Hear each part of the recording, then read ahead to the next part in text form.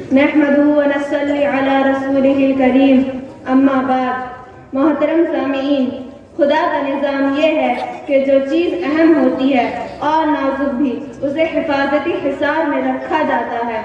انسان کے ہاتھ پاؤں پر کوئی حصار نہیں رکھا گیا، لیکن دماغ کو سخت ہڈیوں والی کھوپڑی کے اندر رکھا گیا ہے کہ زیادہ سے زیادہ اس کا تحفظ ہو سکے۔ دل کی جگہ سینہ کی لچکدار ہڈیوں کے بیچ رکھی گئی تاکہ زیادہ سے زیادہ اس کی حفاظت ہو سکے۔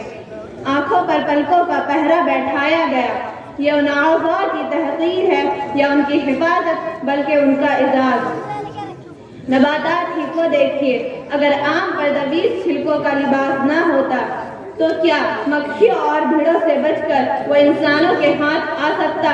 اگر چاول اور گیہوں کے دانوں پر ان کی حفاظت کے لیے چھلکے نہ ہوتے تو انسان انہیں اپنی خوراک بنا بھی سکتا۔ خود انسانی معاشرہ میں دیکھیے، ملک کا ایک عام شہری کھلے عام ہر جگہ آمد و رفت کرتا ہے، نہ اس کے ساتھ سیکیورٹی گارڈ ہے، نہ اس کی رہائش گاہ پر پہرے دار ہے، جبکہ اہم شخصیتوں کے لیے تحفظ کا خصوصی نظم کیا جاتا ہے۔ مردوں اور عورتوں میں عورتیں حفاظت کی زیادہ محتاج ہے۔ خدا نے ان کو مردوں کے لیے وجہ کشش بنایا ہے، اسی لیے ان کی تراش و خراش میں حسن کاری اور لطافت کو قدم قدم پر ملحوظ رکھا گیا ہے۔ اور لطافت نزاکت کو چاہتی ہے، اسی لیے بھینس اور بیل کو لطافت سے خالی ہے، مگر خدا نے ہرن کو نازک اندام اور سبک فرام بنایا ہے۔ مردوں اور عورتوں کے اس تخلیقی پہلو کو سامنے رکھتے ہوئے وہ حفاظت کی زیادہ محتاج ہوتی ہیں۔ اگر کسی کا لڑکا شہر جائے، اسے 4 بجے شام کو آ جانا چاہیے تھا، لیکن وہ رات کے 10 بجے لوٹے تو اس سے گھبراہٹ نہیں پیدا ہوتی۔ لیکن اگر یہی واقعہ کسی لڑکی کے ساتھ پیش آئے تو دل کا قرار چھن جاتا ہے اور ماں باپ کی کربٹیں بے سکون ہو جاتی ہیں۔ اسی کو دیکھیے کہ پوری دنیا میں اور ہندوستان میں بھی مردوں اور عورتوں کے عددی تناسب میں بہت زیادہ فرق نہیں ہے۔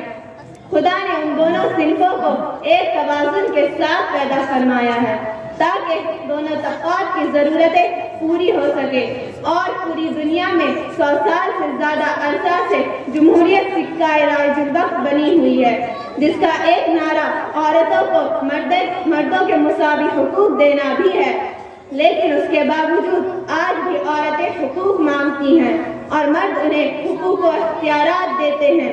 یہ فرق کیوں ہے؟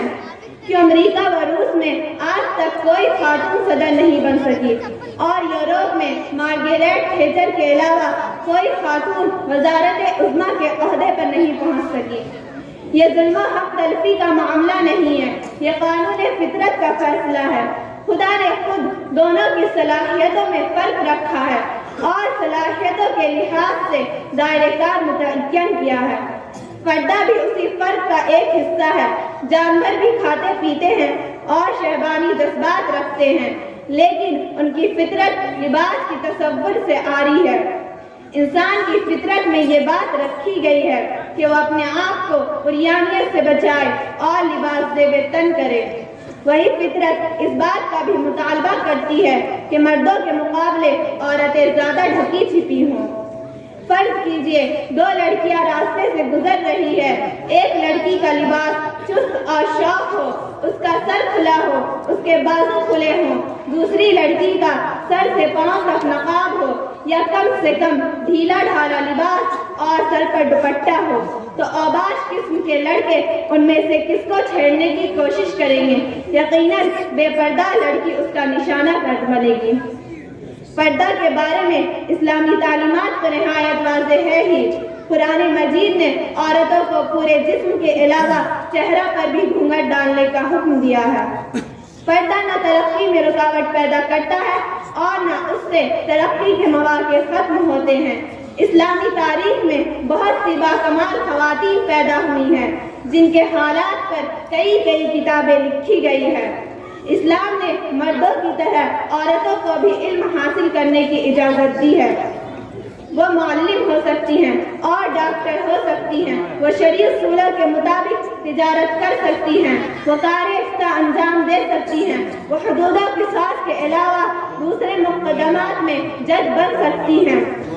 اگر مردوں اور عورتوں کے لیے الگ الگ ضروریات کا نظم کیا جائے، الگ الگ اسکول، کالج اور یونیورسٹیاں ہوں، الگ الگ ہاسپیٹل ہو، عورتوں کے لیے الگ مارکیٹ ہو، تو خواتین کے لیے معاشی کوشش کے اتنے مواقع پیدا ہو جائیں گے جو انہیں اس وقت میسر نہیں ہیں، اور آزادانہ ماحول میں بہتر طور پر کام کر سکیں گی۔ اگر ٹرین میں خواتین کے لیے الگ کوچ ہو سکتے ہیں، بسوں میں ان کے لیے محفوظ سیٹیں ہو سکتی ہیں، ہسپتالوں میں ان کے وارڈ الگ رکھے جا سکتے ہیں، تو زندگی کے دوسرے شعبوں میں خواتین کے لیے علیحدہ اور مستقل انتظام ہو تو اس میں مشکل یا برائی ہے تو پردہ خواتین کو مجرمانہ ذہن سے بچانے کا ذریعہ ہے اور اس کا مقصد ان کی حفاظت ہے۔ اگر معاشرہ میں پردہ کا رواج ہو جائے اور خواتین کے لیے ایسا نظم کیا جائے کہ وہ زندگی کے مختلف میدانوں میں مردوں سے الگ رہتے ہوئے اپنی سرگرمیاں جاری رکھے، تو یہ عورتوں کو بے پردہ کرنے، مخلوط ماحول میں انہیں تناؤ کا شکار بنانے اور مردوں کے نگاہ حوث کو ٹھنڈی کرتے ہوئے اپنے فرائض انجام دینے سے کہیں بہتر ہوگا۔ اللہ تعالیٰ ہم تمام لوگوں کو اسلامی قوانین کے مطابق زندگی گزارنے کی توفیق عطا فرمائے، آمین یا رب العالمین۔ وآخر دعوانا الحمد للہ۔